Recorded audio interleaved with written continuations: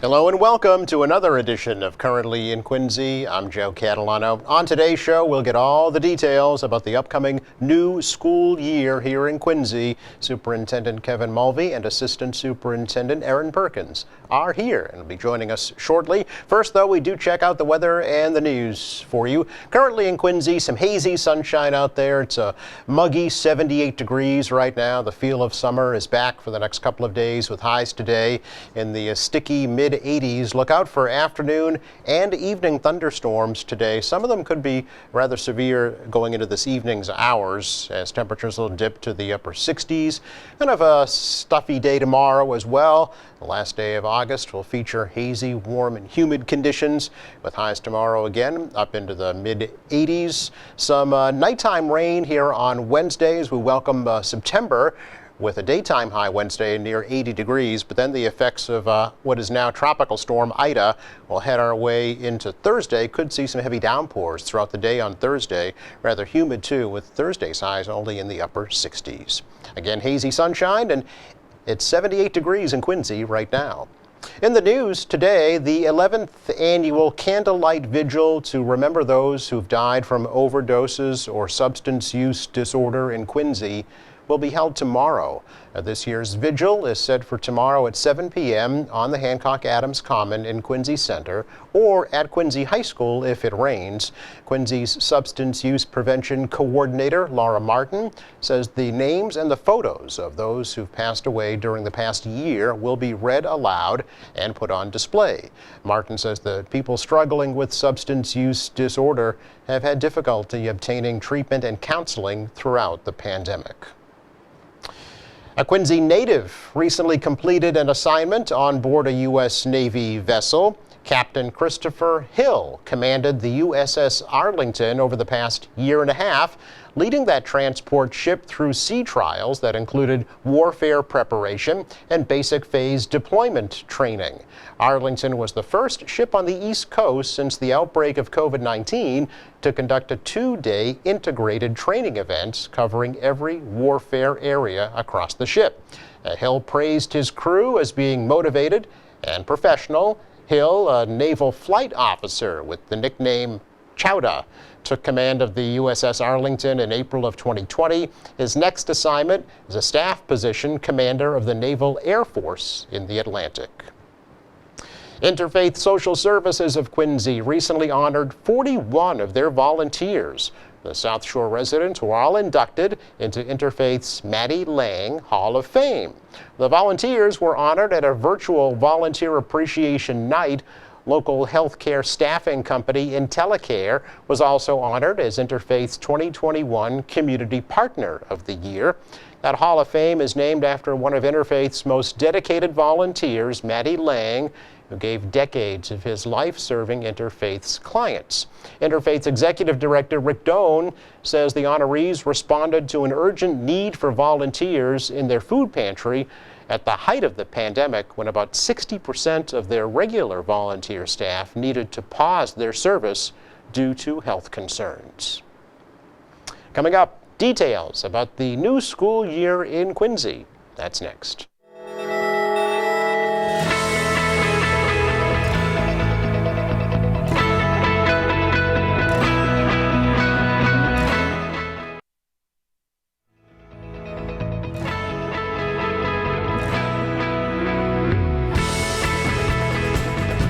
Welcome back. A week from this Wednesday is the first day of school in Quincy, for the young ones at least, for the new school year.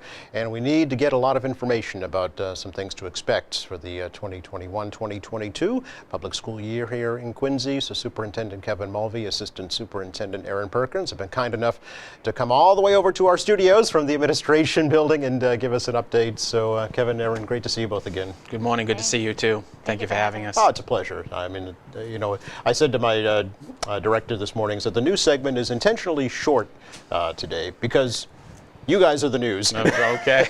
Everybody wants to know what the new school year is going to look like. But I thought maybe, Kevin, we could start with a little recap of how summer school went. Sure, absolutely. Summer school was a big hit. I have to thank the mayor and school committee for funding such a an aggressive program for our students. So we had about 2,700 students participate. Wow, is that typical? No, not at all. It's probably, what do we typically have? Anywhere between 500 and 600 students wow, okay, in any given year. So we had 2,700 students and about 300 staff participated. Oh, wow, okay. I have to thank the staff, thank the teachers, thank the guidance counselors, the principals who participated, SLT, Assistant Superintendent Perkins, who helped put the program together. It took a real team to get it done, and we managed to do it this summer, and I think the students and families really benefited from it. It was all in person? It was all in person, and particularly geared to those students who, since the pandemic began 18 months ago, were not in school. They were typically the remote students. We geared our programming towards them so that we could get them acclimated to in-person learning for September. Sure. So parents were saying, I want my child to have some in-person instruction. Absolutely, yes. And they certainly benefited from it. And we wanted to make sure we balance the curriculum that our students need while also making it extremely fun. And our staff certainly did that for our kids. Because it's summertime Absolutely. and they're in school, right? Exactly. And we wanted to draw the students to fun activities, and it certainly seemed to work out very well. Yeah, that's great. So do you feel then that they are kind of caught up, if you will? I believe certainly the students that participated in the summer program are certainly ready for September. Okay. There are a number of students, though, who still elected to remain remote and have been remote since March, when the pandemic began 18 months ago. I know. So we're really gearing now towards focusing on those students to help acclimate them back through orientation programs at every level. Right. And so we're hoping to make it clearly as safe. That's our number one priority, safe as possible, but also as comfortable as possible for our students to come back to school. Because remote is no longer an option, right? Correct. By state guidance, the remote option is no longer available for our students. So it's full in-person learning for all students. Okay. Which is where all the COVID protocols will be already in place, I'm sure, over the summer, but will really come into play Absolutely, in the fall. yes. And most of the COVID protocols from last year will remain in effect, except for some critical areas, which is the distance requirement is no longer in place. Right. Because you really couldn't do both, right? You couldn't do full in-person and social distance. There's just not enough physical space. That's correct. There's not enough physical space. So we are still distancing maximum distance possible without excluding students. Okay. And of course, we have the mask mandate. Yes. We'll be maintaining all of our cleaning protocols. All of the personal protective equipment will be available. So we're talking about hand sanitizer, masks, cleaning stations. An uptick, obviously, in our cleaning protocols through our custodial staff, who have been fantastic. We will be basically just asking everyone to work together to maintain the safety of our students and staff. Similar protocols we followed last year and over the summer. And by doing so, there has been no in-school transmission, which I'm happy to report. That's amazing. Yes. Student body of what, almost 10,000 students? Yes. Yeah. We had about half of that last year in the in-person, right, and then of course the almost 3,000 students this summer. But because people follow those protocols very carefully, we were able to keep the in-school transmission to 0. We're hoping to do the same in September. In addition to all of that, we're also Mrs. Perkins is the in-house expert in this field, in this area. Begrudgingly so, probably. And we are implementing pool testing, as well as a new Yes. initiative by the state, which is Test and Stay. Mrs. Perkins can talk about those two initiatives. Yeah, please, Aaron, if you could. I know you probably would rather be doing, educational curriculum motivated programs. However, this is the reality, right? COVID is still here. It is. Yeah. We did pool testing last year. Right. So we're planning on doing that again. The state has agreed to fund that again, which we're very thankful for. And so there are a couple of new components to that, though. One is called the Test and Stay program. Test and Stay. Test and Stay, Okay. yes. So if a person or student or staff have been identified as a close contact to a COVID positive individual, they can immediately begin the Test and Stay program, which would allow them, as long as they remain asymptomatic or without symptoms, to be able to have a rapid antigen test every day for 7 days. Okay. And as long as the test remains negative and they don't develop any symptoms, they can remain in school, Okay. which is really an excellent opportunity for us, because we absolutely don't want kids quarantining at home for, it can be anywhere from 7 to 10 days, depending on if they get tested or not. Yeah, and while they're in school, can they just remain in the regular classroom? They don't have Yep. to separate at all? Or- They can remain in their regular classroom. Everybody will be wearing masks, as Superintendent Mulvey mentioned. And then at lunchtime, they do need to stay at least 3 feet away from any other, individual. Because when they're they're unmasked eating. at that time, obviously, Yes, yeah. for eating. Okay. Yep. If they do test positive, if it comes back positive, then what happens? So then they would immediately go home, Okay. be dismissed, or potentially not come to school, depending on when we find When they out get the that they're results, yeah. they're positive. And they would have to begin their isolation period for 10 days. Okay. So isolation is a minimum of 10 days, but it also is until your symptoms begin to resolve. So Okay. it's a 10-day isolation, but it could be longer depending on symptoms. Okay. And does a student have to, or does a parent of a student have to opt in for the pool testing, or what is the They verification do. process? Yeah. That's a great question. Yeah. So they need to actually consent to all. There's 3 pieces that they need to consent to.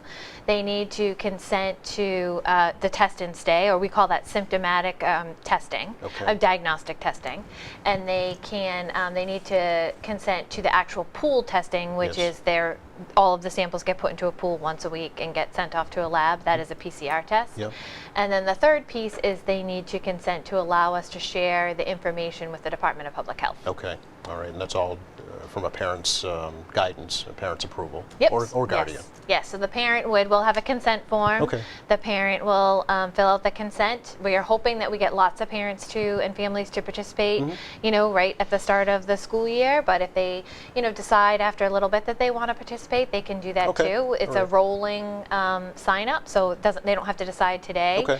And they can also, if their child has been identified as a close contact, we can also sign them up in the moment, Oh, all when right. that Okay. happens, if a parent is willing to. Okay, so it's consent very to that. flexible, yeah, Yes. which really kind of has to be, given the situation is changing so quickly too. Exactly. What about vaccination requirements? Are there any, first of all? There are no vaccination requirements, but students and staff who are vaccinated can still participate Okay. in the pool testing. Okay. They are an interesting category because they are actually exempt from isolation and quarantine protocols. Oh. So there's 4 groups that are exempt. They are one. The people that have been vaccinated are exempt from quarantine and isolation protocols as long as they remain asymptomatic. Okay. And students who are 3 feet or further away from the COVID positive person who are masked are also exempt from quarantine and isolation protocols. And then there is bus close contacts are Oh. also exempt from quarantine and isolation protocols. Okay. Will there be any more vaccination clinics offered in the Quincy Public Schools? Yeah. Yes, so we have partnered with Manit Community Sure. Health, and Yep. they have been fantastic since the vaccinations became available to our staff and now our students. We will continue to partner with Manit. I know Manit has reopened the Old Colony Center at least 4 Tuesdays Okay. to help with the increase in demand of potential vaccinations, but they've also have their typical Manit locations. Yes. For those interested, they can access that through the Manit website. We're also partnering. Our health services coordinator, Rita Bailey, has reached out to Walgreens, and they're going to be partnering with us not only for flu vaccines, but also COVID-19 vaccines. Oh, okay.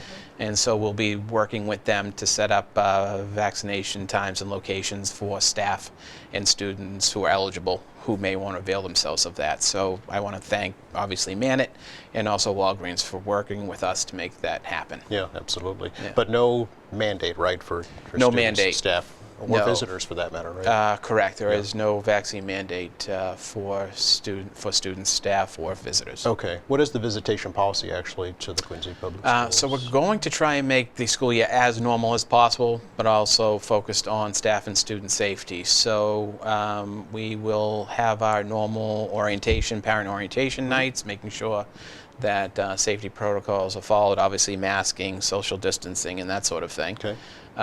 We want to do that because we have parents who have not seen the inside of their child's school since the pandemic began 18 months ago. Sure. Yeah. And I'm sure that they are anxious to see what their actual classroom, their child's classroom looks like in the building itself. Yep. So we're making that available this year. And then with regard to just general visitation, obviously we'll try and keep it to a minimum. When we can have a meeting done remotely, we'll certainly opt to do that. Okay. But certainly if a meeting calls for an in-person meeting, we can make that happen just following the safety protocols that we need to follow. Okay. Yeah, I know we talked about this before we went on this morning, that remote of anything is not going away. You know, No. it's always an option. Absolutely.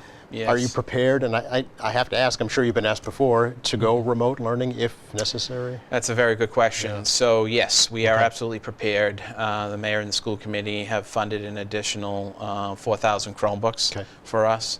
Even prior to those additional Chromebooks, we are prepared, if necessary, to go remote.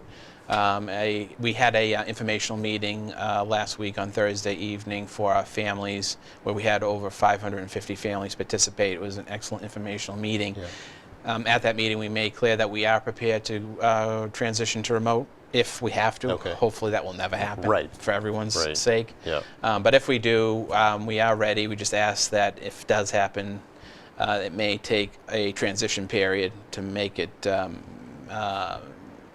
as easy as possible for our students. Mm-hmm. We just ask for people's patience during that period. Obviously, we'll communicate continuously with our families if, in fact, that does happen. Sure. But again, hopefully not. Exactly, yeah. Prepare for the worst, hope for the best. Absolutely, yes. You mentioned parents might want to see the buildings. A lot of focus was placed on ventilation during the Yes. outbreak of the pandemic. Has that Absolutely, changed? and I do have to thank, again, the mayor and the school committee for funding all of the retrofits and upgrades for our ventilation system. This actually began last summer. Yep. And I have to thank, obviously, Commissioner Paul Hines and Mr. David Scott, who's the head of the HVAC system for the city of Quincy. They have last year, they basically retrofitted and upgraded the entire HVAC system throughout the school district, and then this summer they have gone over it all again. Okay. And to make sure that our HVAC system is up and running and working at peak performance. Okay. And that's where we are right now, so we're ready for September. We will be obviously following the protocol of opening the windows 1 or 2 inches to help with the ventilation Yep. in all of the buildings. Yeah, there's an air exchange. I've learned so much about we all have over the past year to have air exchange rates. Yeah. Yes, and MERV filters, and all of the MERV filters are at their maximum for every building. Right. Each ventilation system is different Okay. in each building, but all the filters have been replaced. They're at their maximum MERV rating, and again, Mr. Scott and his team did a great job in getting our schools ready to go for September. What about just kind of regular updates, aside from the HVAC, paint, flooring? Yep, all of that. Okay, I mean, yeah. it's been basically, there's been work going on throughout the district, painting and carpeting, and the auditorium at Broad Meadows is still being worked on. Hopefully, we'll have that complete in December, January. Okay. All right. Some of the materials related to that project were delayed, as many were, because of COVID, and that's unfortunate. We were hoping to have that completed by the summertime, but again, because of these delays, we're hoping now to have that completed by January, but that won't stop any of the orientation programs or parent meetings or student activities at Broad Meadows. Principal Dan Gilbert has that well in hand, and we expect everything to go smoothly there as well. Okay. Speaking of principals, Yes. there'll be 3 brand new ones. Maybe, Aaron, you can give us a little preview of what's going on at North Quincy, also Lincoln Hancock, and Southwest Middle. Yes, Yeah. yeah, we're really excited. We have some really great additions to our team. So we have Keith Ford, who is the new principal at North Quincy High School. Keith has come to us from Needham High School, where he was the assistant principal. He previous to that was at Randolph High School, where he was a dean. Keith has been a football coach. He graduated from Northeastern. He has a great background, and we're really excited. He's got a lot of energy. Okay. So He'll need it. Yeah, so he's got a lot of energy and a lot of great ideas, and we're just thrilled to have him join us. That's great. Then we have Derek Lakey, who is the new principal at Southwest Middle School. He is coming to us from Fall River, where he was the assistant principal of Morton High School, I believe, in okay. Fall River. He was in Fall River for a very long time, and he has a degree from Harvard in educational leadership. And again, another really great addition. They've all working really hard and excited for the opening of school. He's actually having a popsicle with the principal night on Tuesday. Oh. So any Southwest parents that are watching at 4 o'clock tomorrow, come on down and meet Derek, Mr. Lakey. He's excellent, and he and the staff will be there and ready to meet the new students. Okay, and pass out popsicles. Yes, and pass out popsicles. And we have thanked the PTO for that. They're sponsoring that evening. So, Very nice. And then we have Natasha Jardinay, who is the principal at Lincoln Hancock, and she actually also has a degree from Harvard in curriculum and instructional leadership. She has come to us from Waltham, where she was a mathematics instructor, and previous to that, she worked for Chicago Public Schools really? as an instructional leadership coach. Okay. And with a focus also on professional development. And she is excellent as well. She did already have her popsicles with the principal night, but all 3 of the principals are there. They all started this week. Okay. They're in the building, so if parents, we really encourage parents and families and students, if they would like to come down and meet them, absolutely, Okay. give the school a call. They're there.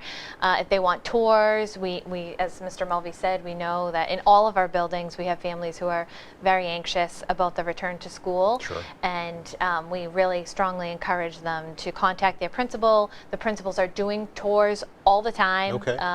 Both high schools are doing small group tours, and then the other schools are also having orientation tours, especially for those students who might be entering 7th grade and have never been in the building. Exactly. So we're providing all of those opportunities, and there'll be welcome back communications from each of our schools going out this week. Okay. Should folks, parents or guardians, sign up for? Is there a school newsletter they can sign up for, or some kind of electronic communication? Yeah. So all of our communication, the principals typically use Aspen. Okay. And it would go right to their email. So if a parent is having trouble, they can certainly contact us, and we can help them, get their Aspen Yes. password situated. And I know a lot of families are really anxiously, especially in the elementary school world, awaiting the name of their homeroom teacher, Oh, their yes. classroom teacher. Very important, And so, yes. so that would be how they would access that, would be through Aspen. Okay. But then, we also post everything on our website as well. Yes, yeah, it's very interactive and very up to date too. I check it all the time Yeah. myself, make sure I know what's going on in the Quincy schools. I know that, Kevin, there was a major emphasis placed last year on making sure administration staff is representative of the diversity of the student body. Yes. So was that taken into consideration for these new Absolutely. principals? Yeah. Yes, it was definitely something that we wanted to make a priority here in the Quincy Public Schools. Clearly, we have to make sure that all candidates meet the qualifications for the position. Right. And I'm happy to report that all of the candidates in question and the successful candidates, our new principals, not only meet the qualification but exceed those qualifications.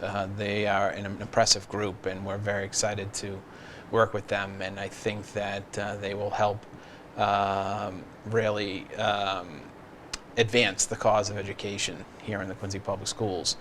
With regard to making our staff more reflective of the student body population, that's certainly another priority that we had, and I think that in selecting these candidates, we've made some significant advances in making the principals more reflective of the student body that we serve Sure. here in the Quincy Public Schools.